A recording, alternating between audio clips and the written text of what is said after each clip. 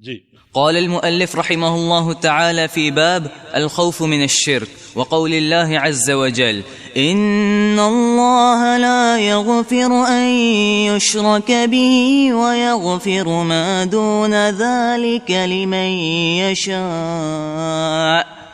وقال الخليل عليه السلام واجنبني وبني أن نعبد الأصنام. وفي الحديث أخوف ما أخاف عليكم الشرك الأصغر فسئل عنه فقال الرياء. بارک اللہ فیک. یہ دوسرا باب ہے باب الخوف من الشرک، شرک سے ڈرتے رہنے کا بیان.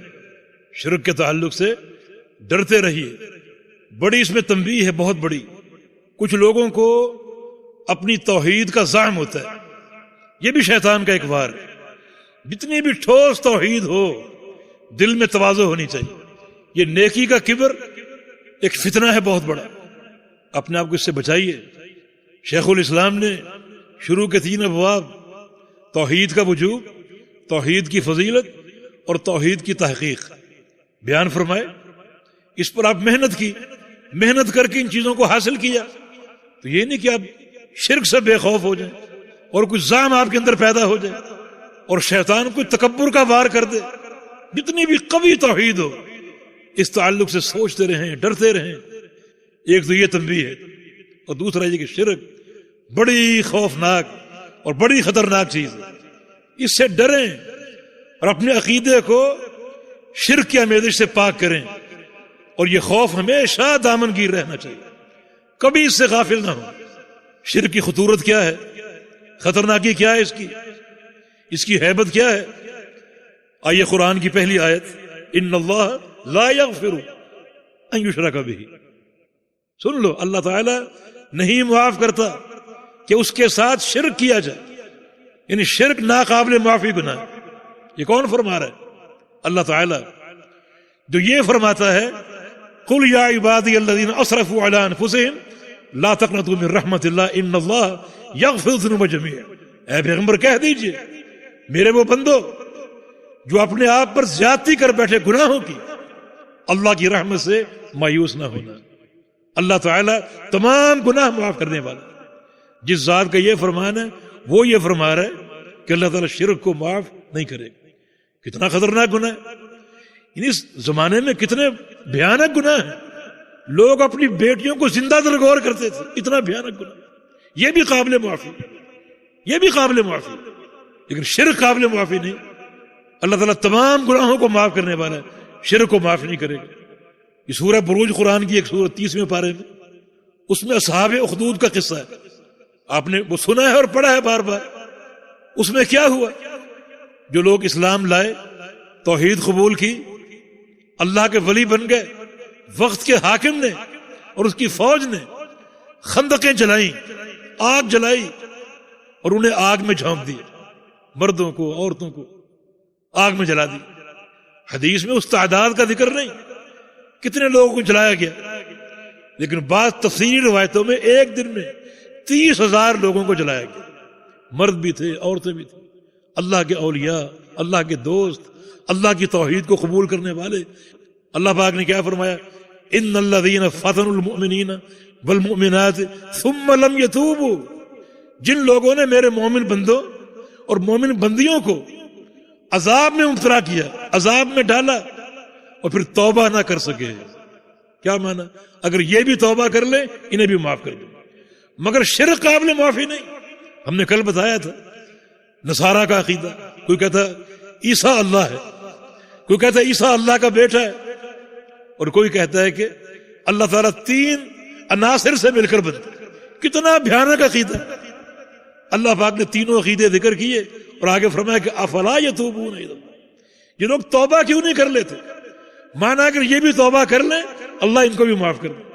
تو اس کی توبہ کی وسعت یقیناً ہم سب جانتے ہیں، مگر فرمایا کہ شرک ناقابل معافی گناہ ہے. ہاں اگر اللہ تعالیٰ شرک پر توبہ کی توفیق دے دے تو پھر شرک بھی قابل معافی. اللہ تعالیٰ بڑے بڑے گناہ معاف کرنے والا ہے، لیکن شرک معاف نہیں کرے گا. اور شرک کے علاوہ جو گناہ چاہے معاف کر دے، ہر گناہ معاف کر دے. لیکن شرک معاف نہیں کرے گا. تو یہ آیت کریمہ شرک کی ہیبت کی بڑی دلیل ہے. اور آگے فرمایا اپنے بندے ابراہیم علیہ السلام کا ذکر کیا، خلیل اللہ کا، ان کی دعا وَجْنُبْنِي وَبَنِيَّ أَن نَعْبُدَ الْأَصْنَامَ، ان کی دعا کہ یا اللہ مجھے بچا اور میری اولاد کو بچا. کس چیز سے؟ بتوں کی پوجا سے، بتوں کی پرستش سے بچا مجھے. یہ دعا کون کر رہا ہے؟ خلیل اللہ ابراہیم علیہ السلام. کس کے لیے؟ اپنے لیے. اور کس کے لیے؟ اپنی اولاد کے لیے، بیٹوں کے لیے، پوتوں کے لیے. حالانکہ تمام نبی ہیں، لیکن شرک کی ہیبت کتنی کہ اللہ سے دعائیں کر رہے کہ یا اللہ ہمیں اصنام کی پوجا سے بچا، اصنام کی عبادت سے بچا. ایک اصنام اور ایک اوثان. اصنام جمع صنم کی اور اوثان جمع وثن کی. اصنام وہ مورتی جو کسی کی تصویر پر گھڑی جائے، کسی کی شکل پر تراشی جائے. کوئی مثلا کوئی نیک بندہ ہو یا کوئی بھی، اس کی شکل سامنے رکھ کر کوئی مورتی بنائی جائے، اسے صنم کہتے ہیں. اور وثن عام بت کو جس میں کسی کی شکل سامنے نہ ہو لیکن ایک بت بنا دیا جائے، عام کوئی شکل سامنے رکھ کر نہ بنایا جائے، وہ وثن کہلاتا ہے. لیکن یہ فرق کب ہوگا؟ جب ان دونوں کا استعمال اکٹھا ہو. اگر وثن الگ استعمال ہو اور صنم الگ استعمال ہو تو صنم وثن کے معنی میں اور وثن صنم کے معنی میں استعمال ہو سکتا ہے. پیارے پیغمبر محمد رسول اللہ صلی اللہ علیہ وسلم نے اپنی وفات سے قبل ایک دعا کی تھی، اللہم لا تجعل قبری وثنا یعبد، یا اللہ میری قبر کو وثن نہ بنانا. وثن کا معنی بت، کہ جس طرح لوگ بتوں کی پوجا کرتے ہیں اس طرح لوگ میری قبر پر آئیں اور یہاں آ کر سجدے کریں، یہاں آ کر پوجا کریں. یعنی کس طرح آپ نے اس معاملے کو کاٹ کے رکھ دیا. حالانکہ جس مقام پر اللہ کے پیغمبر کی قبر ہے وہ اللہ تعالیٰ کا سب سے زیادہ پسندیدہ مقام ہے. اور اس قبر میں جو شخصیت ہے وہ پوری کائنات میں سب سے افضل ہے. اور نبی علیہ السلام نے اس مقام کو منبر سے لے کر حجرہ عائشہ تک کے مقام کو جنت کا باغیچہ کہا ہے. اس سے باقیدہ کوئی جگہ ہو سکتی؟ مگر فرمایا کہ یا اللہ یہاں لوگ آئیں، آ کر میلے لگائیں، پوجا کریں، ایسا بالکل نہ ہونے دینا. جب اس قبر کا یہ حال ہے تو باقی کسی قبر پر کیسے جائز ہو سکتا؟ پھر وہ کون سا مائی کا لال ہے جس کی قبر اللہ کے پیغمبر سے افضل ہو؟ تو آپ نے یہ دعا فرما کر اس عقیدے کا پتہ کاٹ دیا کہ کوئی قبر اس قابل نہیں جس کا طواف کیا جائے یا وہاں میلے لگائے جائیں، وہاں مجاورت کی جائے یا وہاں سجدے کیے جائیں. جب یہ قبر اس قابل نہیں ہے تو باقی کوئی بھی قبر اس قابل نہیں. یہ شرک ہے. ابراہیم علیہ السلام دعائیں کر رہے ہیں کہ یا اللہ مجھے بھی اور میری اولاد کو بھی بتوں کی پوجا سے بچا. اس کا معنی شرک کا خوف ہمیشہ ہونا چاہیے اور شرک سے بچاؤ کی دعا ہمیشہ کرتے رہیے. اور پیغمبر علیہ السلام کی حدیث جو محمود بن لبید کی روایت سے ہے، اخوف ما اخاف علیکم الشرک الاصغر، کہ سب سے زیادہ خوفناک چیز جس کے تعلق سے میں تم پر ڈرتا ہوں، سب سے خوفناک چیز جس میں ملوث ہونے کا مجھے اندیشہ ہے، وہ شرک اصغر. شرک اصغر کے تعلق سے میں سب سے زیادہ خوف میں اور ڈر میں مبتلا ہوں. صحابہ نے پوچھا شرک اصغر کیا ہے؟ فرمایا کہ الریا، ریاکاری شرک اصغر، ریاکاری شرک اصغر. اور پیغمبر علیہ السلام کیا فرما رہے ہیں؟ حالانکہ شرک اصغر کہ مجھے سب سے زیادہ خوف شرک اصغر کا ہے. یعنی شرک اتنی خوفناک چیز ہے، فرمایا کہ سب سے بڑھ کر خوف مجھے شرک اصغر کا ہے. جب شرک اصغر سے خوف کا یہ معاملہ ہے تو شرک اکبر سے خوف کا معاملہ کیا ہوگا؟ غور کیجیے. تو ہمیشہ اس خوف میں مبتلا رہیے اور کبھی اس خوف سے الگ ہونے کی کوشش نہ کیجیے اور کبھی اپنے عقیدے کے تعلق سے شیطان کے اس وار میں آنے کی کوشش نہ کرنا کہ ہم موحد ہیں اور توحید کے تعلق سے ایک کبر ہمارے اندر آ جائے. یہ شیطان کا ایک وار ہے اور یہ وار انسان کو بڑا نقصان دے. تواضع اختیار کیجیے اور مزید اس عقیدے میں تقدم اور فہم حاصل کیجیے. توحید کا مسئلہ ایسا ہے کہ اس کا فہم بڑھاتے رہیں، اس کی قوت اور استحکام میں اضافہ کرتے رہیں، اس کی معرفت اپنے اندر پیدا کرتے رہیں. یہ ایسا مسئلہ ہے اور کبھی اس میں رکنے کی کوشش نہ کی. تو ریاکاری شرک اصغر فرمایا کہ مجھے اس کے تعلق سے سب سے زیادہ ڈر ہے، کیونکہ ریاکاری اعمال کے لیے تباہ کر دے۔ کسی حدیث میں آگے اللہ تعالیٰ قیامت کے دن پکارے گا ریاکاروں کو، ایھا المراؤون، اے ریاکارو، اذهبوا الی من کنتم تراؤون، کہ جن کو تم دکھاتے تھے، ریاکاری کرتے تھے، ان کے پاس چلے جاؤ۔ فانظروا هل تجدون عندهم جزاء، وہاں جا کر دیکھو کوئی بدلہ ملتا ہے، کوئی نیکی ملتی، کوئی ثواب ملتا ہے تو لے لو، میرے پاس کچھ نہیں، کوئی اجر نہیں۔ انا اغنى الشرکاء، میں بڑا بے پرواہ، اگر کوئی عمل کرو گے اس میں کسی غیر کو شریک کرو گے، میں تمہیں بھی چھوڑ دوں گا، تمہارے عمل کو بھی چھوڑ دوں گا، تقسیم نہیں کروں گا کہ اتنا میرا تھا اتنا تمہارا ہے، سب چھوڑ دوں۔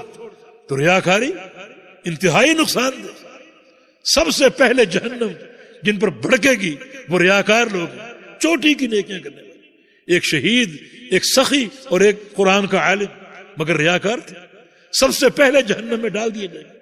اس کے راوی ابو ہریرہ اس حدیث کو کبھی کبھی بیان کرتے تو بیان سے پہلے غش کھا کر گر جاتے، اتنا خطرناک اس کا موضوع۔ تو پیغمبر اسلام اس تعلق سے اتنا خوف کا اظہار کر رہے ہیں، تو شرک اکبر کا خوف کتنا ہونا چاہیے۔ تو یقیناً ہمیں اس تعلق سے تفکیر کرنی چاہیے اور سوچتے رہیں، اور کبھی عقیدہ اور نیکی کا زعم اور کبر ہمارے اندر پیدا نہ ہو، یہ شیطان کا ایسا وار ہے جو انتہائی نقصان دہ۔ جی۔ وعن ابن مسعود رضي الله عنه أن رسول الله صلى الله عليه وسلم قال: من مات وهو يدعو لله ندا دخل النار، رواه البخاري. ولمسلم عن جابر رضي الله عنه أن رسول الله صلى الله عليه وسلم قال: من لقي الله لا يشرك به شيئا دخل الجنة، ومن لقيه يشرك به شيئا دخل النار. جی بارک اللہ فیکم۔ یہ پہلی حدیث، دو حدیثیں ہیں، ایک صحیح بخاری کی، دوسری صحیح مسلم کی۔ پہلی حدیث ابن مسعود رضی اللہ عنہ کی روایت سے کہ رسول اللہ صلی اللہ علیہ وسلم نے ارشاد فرمایا: من مات، جو شخص مر جائے، وہو یدعو من دون اللہ ندا، اور وہ اللہ کے سوا کسی ند کو پکارتا ہے، کسی ند کو پکارتا ہے، داخل النار، وہ جہنم میں داخل ہوگا۔ ند کیا ہے؟ ند شبیہ اور مثیل، کسی کو اللہ کا ند بناتا ہے، یعنی شبیہ اور مثیل بناتا ہے۔ کیا اس کا معنی ہے؟ اس کا معنی یہ نہیں کہ اس کو اللہ جیسا بناتا ہے، کسی ایک نقطے میں آپ کسی کو اللہ کا شریک بنائے، اس کو آپ نے اللہ کا ند بنا دیا، اللہ جیسا بنا دیا اسے آپ، اتنا یہ بھیانک جرم ہے۔ دیکھنا، ایک قوم اللہ کے پیغمبر کے پاس آئی، آگے یہ حدیث آئے گی، اور کسی معاملے میں نبی علیہ السلام سے کہا: ما شاء اللہ وشئت، جو اللہ چاہے اور آپ چاہیں، اتنی سی بات تھی۔ رسول اللہ صلی اللہ علیہ وسلم نے فرمایا: جعلتنی للہ ندا، تم نے مجھے اللہ کا ند بنا دیا، اللہ کا ند بنا دیا۔ تو ند بنانے کے لیے ضروری نہیں ہے کہ اللہ تعالیٰ کے تمام اوصاف کسی میں پیدا کرو گے تو اللہ کا ند بنے گا، اس کا مثیل بنے گا۔ کسی ایک نقطے میں کسی کو اللہ کا مثیل بنا دو، اللہ کا شریک کر دو، تو وہ آپ نے اس شخص کو اللہ کا ند بنا دیا۔ اتنا بھیانک جرم۔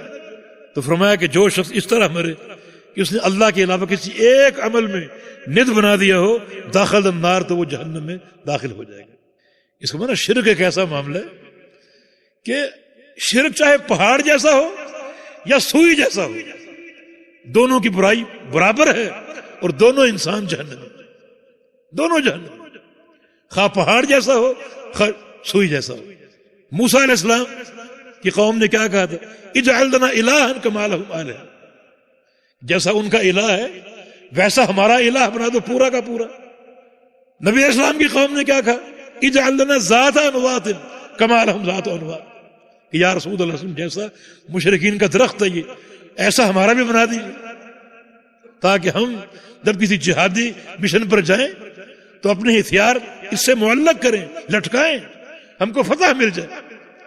قوم موسیٰ کا مطالبہ پورے الہ کا تھا، ان کا مطالبہ ایک درخت کا تھا، کہاں ایک الہ کی بات اور کہاں ایک درخت کی بات۔ مگر رسول اللہ صلی اللہ علیہ وسلم نے فرمایا کہ قولکم ھذا کما قالت بنو اسرائیل لموسیٰ علیہ السلام، تمہاری یہ بات بالکل ویسی ہی ہے جیسی قوم موسیٰ کی تھی۔ کوئی فرق ہے؟ تو شرک جیسا بھی ہو قابل مذمت، اور اس انسان کے لیے دائمی جہنمی ہونے کا ذریعہ اور باعث بنے گا۔ یہ پہلی حدیث۔ دوسری صحیح مسلم کی حدیث جناب جابر سے مروی ہے، ان رسول اللہ صلی اللہ علیہ وسلم قال من لقی اللہ لا یشرک بہ شیئا دخل الجنہ ومن لقیہ یشرک بہ شیئا دخل النار۔ جناب جابر کی روایت سے، جناب جابر انصاری صحابی، ان کے والد کا نام عبداللہ، اور یہ بھی نبی علیہ السلام کے کثیر الروایہ صحابی ہیں، اور بڑے عظیم مناقب کے یہ مالک تھے، طویل العمر تھے، 94 سال ان کی عمر تھی، اور اپنی عمر کے آخر میں نابینا ہو گئے تھے، اور نابینا ہونا بھی ایک شرف کی بات ہے۔ حدیث میں تھا کہ جو شخص نابینا ہو جائے اور صبر کرے، اللہ تعالیٰ اس کی ان 2 آنکھوں کے بدلے اس کو جنت کے سوا کچھ نہیں دے گا اگر وہ صبر کرتا۔ تو یقیناً یہ راستہ عظیمت کا راستہ ہے جس کو صحابہ نے اختیار کیا۔ ان کے والد بھی بڑے صاحب عظیمت تھے، جنگ احد میں شہید ہو گئے تھے، جنگ احد میں، اور جناب جابر پریشان تھے۔ اگلے دن اللہ کے نبی نے جابر کو بلایا اور کہا کہ جابر ان اللہ تکلم اباک کفاح، تیرے والد کل شہید ہوئے، اللہ تعالیٰ نے تیرے والد عبداللہ کو سامنے بٹھا کر باتیں کی، سامنے بٹھا کر۔ اللہ اکبر، یہ صحابہ کے مناقب۔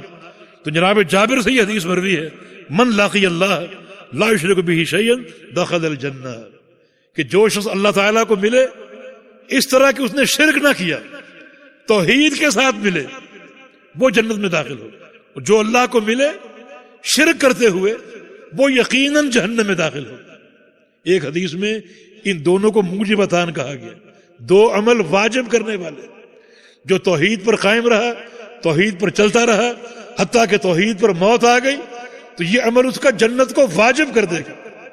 جو شرک پر قائم رہا، شرک کرتا رہا حتیٰ کہ موت شرک پر آئی، تو اس کا یہ عمل اس کے لیے جہنم کو واجب کر دے گا۔ موجبتان، یہ دونوں عمل موجب ہیں۔ تو یہ وعیدیں ہم سے کیا تقاضا کرتی؟ تقاضا یہ ہے کہ ہمارے دلوں میں شرک کی ہیبت، شرک کی خطورت اور شرک کا خوف مستقل ہونا چاہیے۔ ہمیشہ شرک کے تعلق سے ڈرتے رہیں، اللہ تعالیٰ سے پناہ طلب کرتے رہیں، اپنے عقیدے کو چیک کرتے رہیں کہ کوئی معاملہ شرک کا داخل تو نہیں ہو گیا۔ عملی طور پہ، قولی طور پہ کچھ عمل شرک ہوتے ہیں، کچھ قول شرک ہوتے ہیں، کچھ باتیں شرک ہوتی ہیں۔ ہر بات شرعی میزان پر تول کر کریں، اور ہر عمل کو شریعت کے میزان پر تول کر اختیار کریں، تاکہ بد عقیدگی داخل نہ ہونے پائے اور ہمارے عمل میں، زندگی میں شامل نہ ہونے پائے۔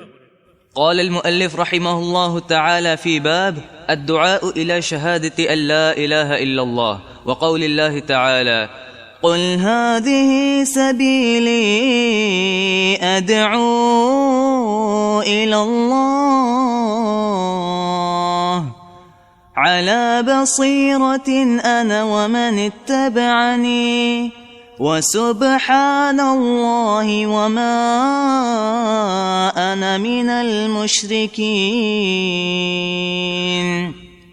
عن ابن عباس رضي الله عنه أن رسول الله صلى الله عليه وسلم لما بعث معاذا إلى اليمن قال له إنك تأتي قوما من أهل الكتاب فليكن أول ما تدعوهم إليه شهادة أن لا إله إلا الله، وفي رواية إلى أن يوحدوا الله، فإنهم أطاعوك لذلك فأعلمهم أن الله افترض عليهم 5 صلوات في كل يوم وليلة، فإنهم أطاعوك لذلك فأعلمهم أن الله افترض عليهم صدقة تؤخذ من أغنيائهم فترد على فقرائهم، فإنهم أطاعوك لذلك فإياك وكرائم أموالهم واتق دعوة المظلوم فإنه ليس بينها وبين الله حجاب۔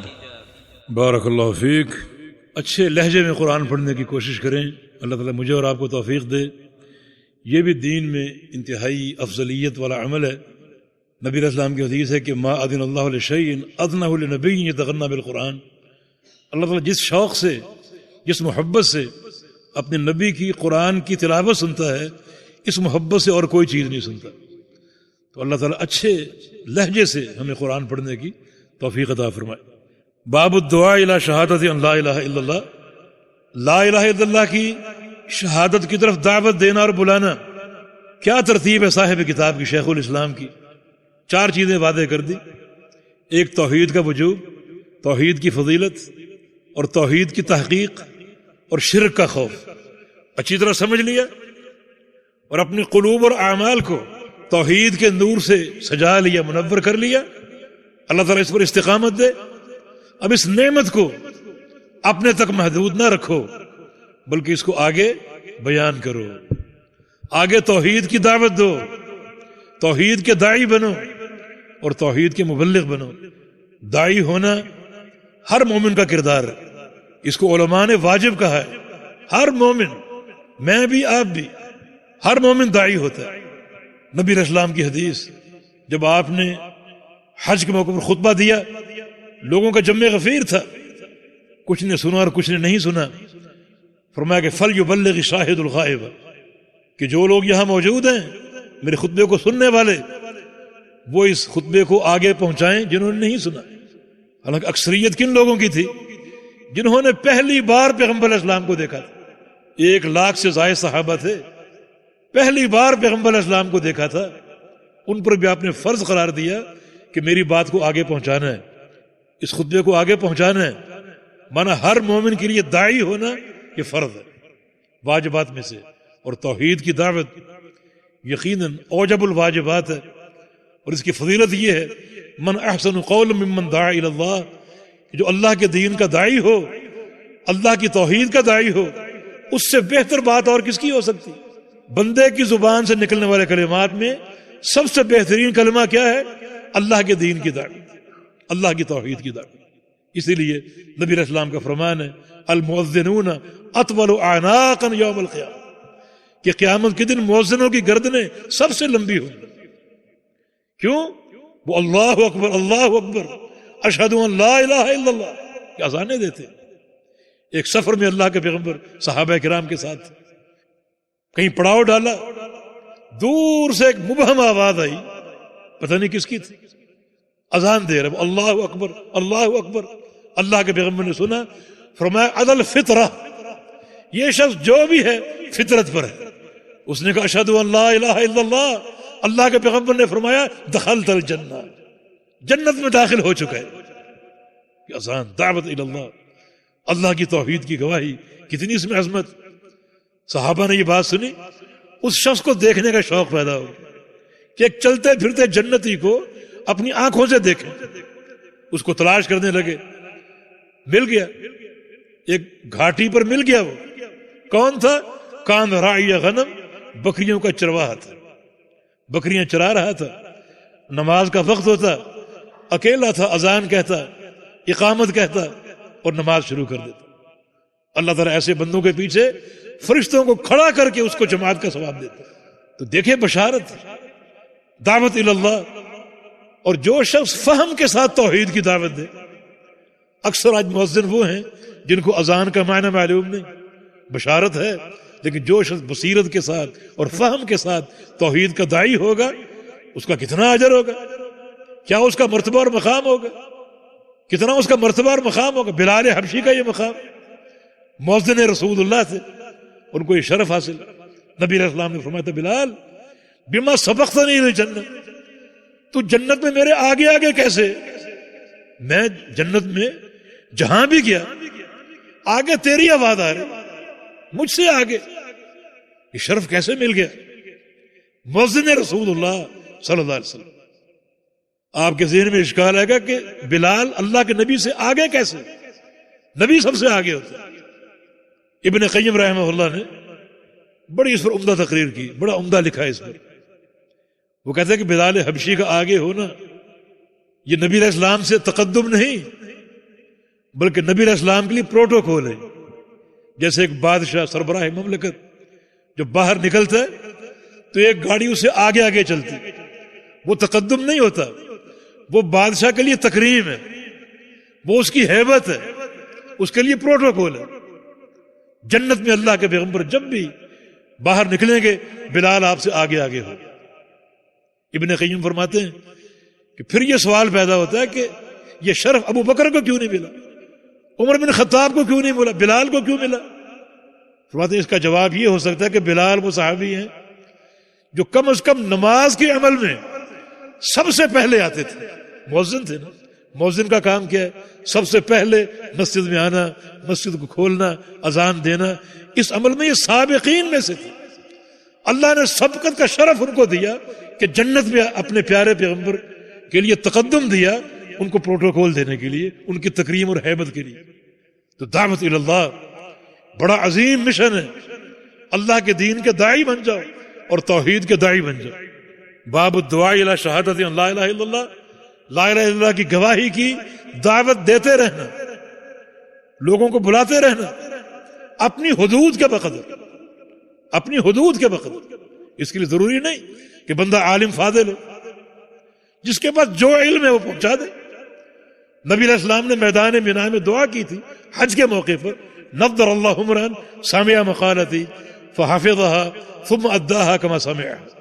اللہ تعالیٰ اس شخص کے چہرے کو تر و تازہ کر دے جو میری ایک حدیث سن لے، اس کو یاد کر لے اور آگے پہنچا دے، ایک حدیث۔ اور بعض روایتوں میں الفاظ ہیں کہ سمع منی شیئا، مجھ سے کچھ بھی سن لیا، اور ایک حدیث کے الفاظ ہیں سمع منی کلمۃ، مجھ سے ایک لفظ سن لیا اور وہ آگے پہنچا دیا، ایک لفظ۔ تو ایک لفظ بھی اگر کسی کے پاس معلوم ہے، علم ہے کسی کو، ایک مسئلہ معلوم ہے، تو اس کو آگے پہنچائے۔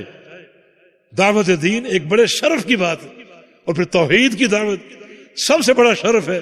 یہ انبیاء کا راستہ ہے اور انبیاء کا مشن ہے، اور یہی اول و آخر ہے، یہی اول و آخر کہ ایک انسان اپنی زندگی میں اپنا مشن بنائے توحید کی خدمت کا اور توحید کے کام کا۔ یہی ہماری سیاست ہے، ہماری سیاست دعوت توحید کا نام، یہی ہمارا مشن ہے، ہمارا مشن دعوت توحید کا نام۔ اللہ تعالی ہمیں اس کی توفیق عطا فرما دے۔ بقول اللہ تعالی قل هذه سبیلی ادعو الی اللہ علی بصیرہ، اے پیغمبر کہہ دیجئے یہی میرا راستہ ہے، یعنی دعوت کا راستہ۔ کچھ علماء نے کہا کہ یہ ہادی کا اشارہ دعوت کی طرف ہے جو کہ محذوف ہے، اور چونکہ معروف ہے اور آیت کے سیاق سے یہ بات واضح ہو رہی ہے اس لیے اس کا حذف جائز ہے۔ بعض علماء نے کہا کہ ہادی کا اشارہ مذکور ہے، یہ سورہ یوسف کی آیت ہے، سورہ یوسف کی آخری آیات میں سے ہے، اور اس سے قبل بہت سی سورت، سورہ ابراہیم موجود ہے، سورہ یونس موجود ہے، سورہ ہود موجود ہے، اور ان تمام صورتوں میں انبیاء کے واقعات، ان کی دعوت کے احوال، ان کا بیان توحید، ان کی ابتلاء، ان کا صبر، یہ سب مذکور ہے، سارے واقعات بیان کیے، حتیٰ کہ سورہ یوسف آ گئی، یوسف علیہ السلام کی دعوت، یعقوب علیہ السلام کی دعوت سب بیان ہو چکی۔ اب آخر میں فرمایا قل، اے پیغمبر آپ بھی کہہ دیجئے ہذہ سبیلی، میرا راستہ بھی یہی ہے، کوئی اس سے مختلف نہیں۔ سورہ ہود ایک تاریخ ہے انبیاء کی دعوت کی، اللہ کے پیغمبر فرمایا کرتے تھے شیبتنی ہود، سورہ ہود پڑھ پڑھ کے میں بوڑھا ہو گیا، اس سورہ نے مجھے بوڑھا کر دیا، اتنا ثقل دعوت کا۔ تو یقیناً ہم بھی اس مشن کو اپنائیں، اس مہم کو اختیار کریں، یہی میرا راستہ ہے۔ کیا؟ ادعو الی اللہ، کہ میں اللہ کی طرف دعوت دیتا ہوں، اللہ کی طرف بلاتا ہوں، علی بصیرہ، بصیرت کے ساتھ، علم کے ساتھ، معرفت کے ساتھ، جہل کے ساتھ نہیں۔ دعوت علم کے ساتھ ہوتی ہے، بصیرت کے ساتھ ہوتی ہے، اور یقین کے ساتھ ہوتی ہے۔ تو آپ کیا کہیں گے کہ جو شباب دعوت کا کام کر رہے ہیں، بعض اوقات دروس دیتے ہیں، خطبات کے ترجمے کرتے، وہ نہ کریں؟ نہیں، وہ کریں۔ ہر شخص داعی ہے، دعوت کا کام کریں، دروس کا کام کریں، خطبات کا کام کریں، لیکن فتوے کا کام نہ کریں۔ جب بات فتوے کی آئے تو لوگوں کو جوڑ دیں علماء کے ساتھ، یہ منہج ہے۔ پھر خود مفتی نہ بنے کہ چونکہ میں درس بھی دے رہا ہوں مجھے فتوے کا حق ہے، نہیں۔ اس سے بعد کو بڑی اضطراب پیدا ہوتے ہیں، بے چینیاں پیدا ہوتی ہیں۔ تو شباب دعوت دین کا کام کریں، مگر اہم امور میں اور فتاوی جات میں لوگوں کو جوڑیں علماء کے ساتھ، اور یہ بڑا پرسکون راستہ ہوگا۔ اور اگر خود اس میں تدخل کریں گے اور خود اس میں داخل ہوں گے، مفتی بنیں گے، تو اس سے بڑے فتنے جنم میں لیتے ہیں، اور جہالت کی بنا پر بعض اوقات بڑی غلط باتیں دین بن جاتی ہیں اور لوگ مبتلا فتنہ بن جاتے ہیں۔ جی انا ومن اتبعنی، فرمایا کہ منہج میرا ہے اور میری اتباع کرنے والوں کا۔ اس کا معنی کیا ہوا کہ اللہ کے پیغمبر کی اتباع کرنے والے، جن کو دعویٰ ہے کہ میں پیغمبر علیہ السلام کا متبع، جس کو دعویٰ ہے وہ اس اسوہ کو اپنائے کہ جیسے اللہ کے پیغمبر داعی تھے میں بھی داعی بنوں، اتباع کا دعویٰ صرف رفع الیدین سے یا آمین سے پورا نہیں ہو جاتا. یہ سب سے بڑا اسوہ ہے. نبی علیہ السلام نے پہلے نماز نہیں پڑھی، پہلے حج نہیں کیا، پہلے عمرہ نہیں کیا، پہلے جہاد نہیں دیا، بلکہ سب سے پہلے آپ داعی تھے. انبیاء کا پہلا اسوہ دعوت دین ہے، عمل بعد میں، نمازیں بعد میں. تو اس پہلے اسوہ کو اپنائیں. ہم بھی اللہ کے دین کے داعی بنیں، اپنی جہود کے بقدر اور اپنے ایک استطاعت کے بقدر اور اپنے ماحول کے مطابق ہم جو ہے وہ دعوت کا کام کریں اور کرتے رہیں.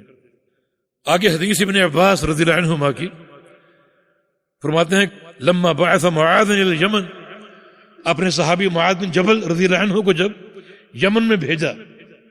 معاذ کا ذکر کل ہو چکا ہے، میں بتایا تھا کہ طاعون امواس میں 38 سال کی عمر میں فوت ہو گئے تھے، یعنی جوانی ہی میں فوت ہو گئے، مگر علم سے بھرے ہوئے تھے.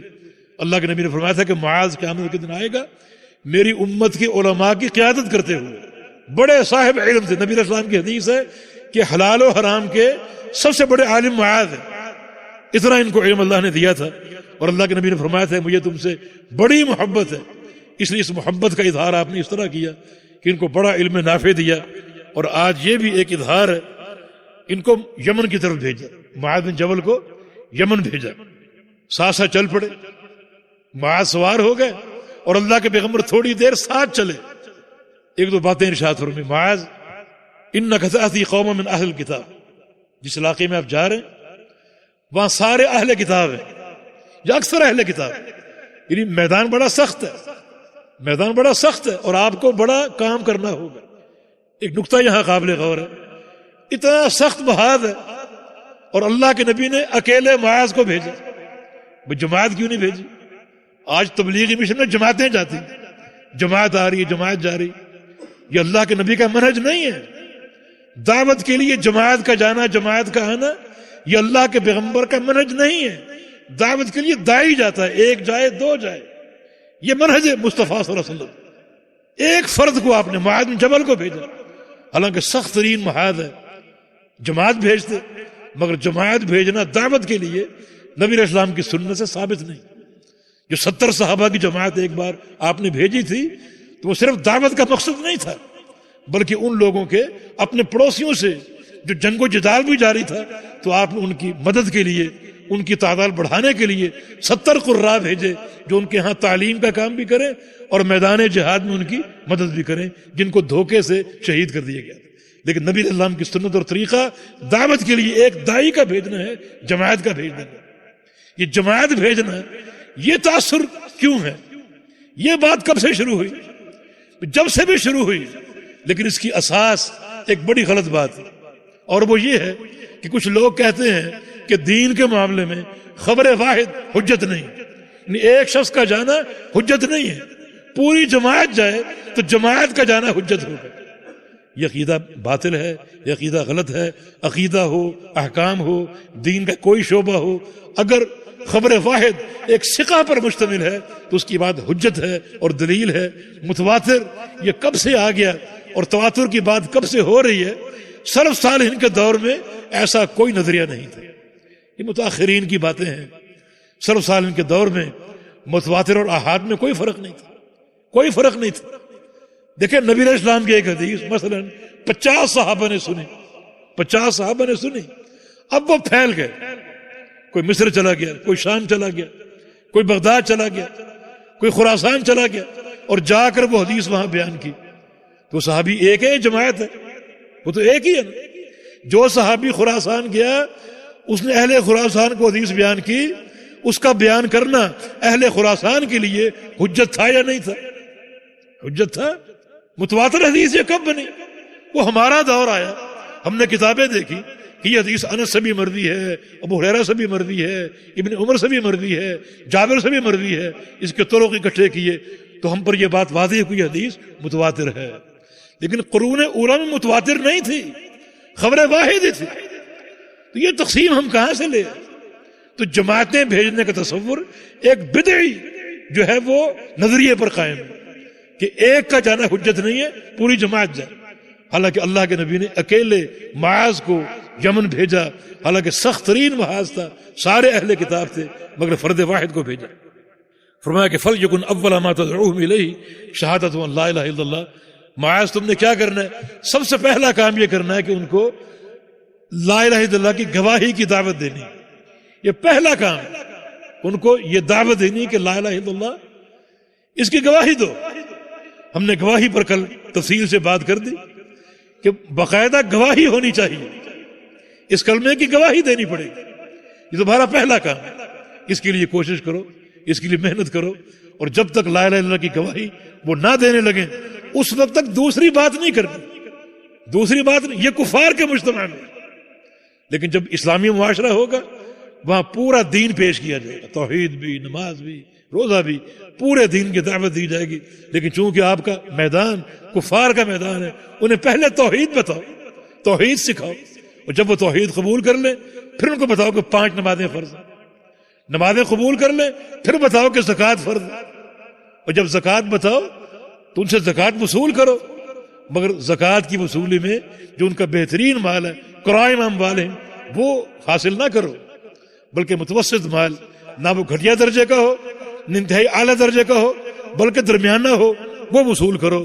اور فرمایا کہ مظلوم کی بد دعا سے بچنا، مظلوم کی آہ سے بچنا، کیونکہ اللہ تعالیٰ اور مظلوم کے مابین کوئی حجاب نہیں ہوتا، کوئی پردہ نہیں ہوتا. جب مظلوم اللہ کو پکارتا ہے ظلم کی چکی میں پستے ہوئے تو اللہ بندے سے فرماتا ہے کہ لَأَنْصُرَنَّكَ وَلَوْ بَعْدَ حِينٍ، میرے بندے تیری مدد میں نے ضرور کرنی ہے، خواہ کچھ عرصے بعد کروں، تیری مدد ضرور کرنی. تو فرمایا کہ مظلوم کی آہ سے بچنا، کیونکہ اللہ تعالیٰ اور مظلوم کے مابین کوئی پردہ نہیں ہوتا. یہ حدیث مکمل ہوئی. اس میں جو سب سے اہم نقطہ اور دعوتی قاعدہ ہے وہ یہ ہے کہ سب سے پہلے توحید ہے، سب سے پہلے توحید ہے. تو سب سے پہلے توحید ہونے کا معنی یہ ہے کہ توحید اگر ہے تو ہر عمل درست اور قابل قبول، اور توحید اگر نہیں ہے، یہ توحید میں نقص ہے، توحید میں اضطراب ہے، تو یہ نمازیں، روزے، کوئی چیز قابل قبول نہیں. اللہ کے پیارے پیغمبر نے توحید کو جنت کی چابی کہا ہے. یہ نمازیں، روزے جنت کو نہیں کھول سکتی جب تک توحید نہ ہو. ایک انسان کی توحید میں خلل ہے، زندگی بھر کے تہجد جنت کو نہیں کھول سکتے. اور اگر اس کی جو ہے وہ توحید درست ہے، راسخ ہے، اس کا لا الہ الا اللہ جو ہے وہ سالم ہے اور قابل قبول ہے، تو اللہ تعالیٰ اس کے گناہوں کو معاف کرے گا اور اس کا یہ عمل جنت کے دروازے کو کھولنے کے قابل ہوگا. جی. ولهما عن سهل بن سعد رضی اللہ عنہ ان رسول اللہ صلی اللہ. اسی پر اکتفا کیجئے. انشاءاللہ کل اسی حدیث کو تھوڑا سا دوبارہ پڑھیں گے، اور جو آگے جو حدیث آ رہی ہے اس باب کی آخری حدیث، اس پر انشاءاللہ کل بات کریں گے، کیونکہ اس میں مباحث کچھ زیادہ ہیں، کچھ اہم قواعد ہیں، تو انشاءاللہ کل تفصیل سے اس پر بات کریں گے. اللہ پاک مجھے اور آپ کو توحید کی اصلاح کی اور توحید کے صحیح فہم کی توفیق عطا فرما دے. ہمارے قلوب کو خالص توحید سے معطر اور منور فرما دے. ہمارے اعمال کو اللہ تعالیٰ توحید کے رنگ سے منور فرما دے، اور ہم کو اپنے پیارے پیغمبر کی محبت اور آپ کی سنت کی اتباع کی توفیق عطا فرما دے. اقول قولی ھذا واستغفر اللہ لی ولکم وآخر دعوانا ان الحمد للہ رب العالمین.